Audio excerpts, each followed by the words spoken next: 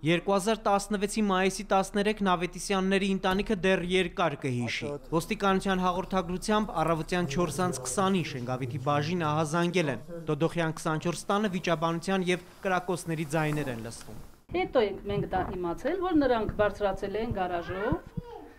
մտել են լոգարանի պատուհանն է սա, ջաղավանդակներ չի եղել,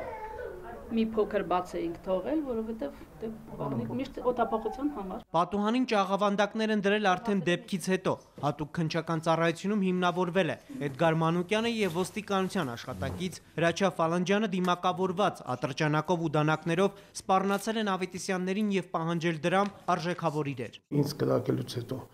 մի անգամ կրակել է տղայիս վրա, հետո ատրճանակի քաշքշուկի ժամանակ ես խլացուցիչը ատրճանակից քաշելու ժամանակ ջարդվել է։ Կրակեցին որդոս եւ դանակահարեցին եւ մի շարք դանակի հարվածներ հասցրեցին նաեւ փեսայիս։ Ավետիսյանները դիմադրել են կես ժամից ավելի։ Իրենք էլ են հարվածել դիմակավոր հանցագործներին եւ մինչեւ ոստիկանների գալը հասցրել են կապկպել նրանց։ Այդ ամենը հաստատվել է նաեւ ինքը Էդգար Մանուկյանի խոստովանական ցուցմունքներով, որը որ մի քանի անգամ խոստովանական ցուցմունքներ են տվել եւ հանգամանորեն բարձրաբանել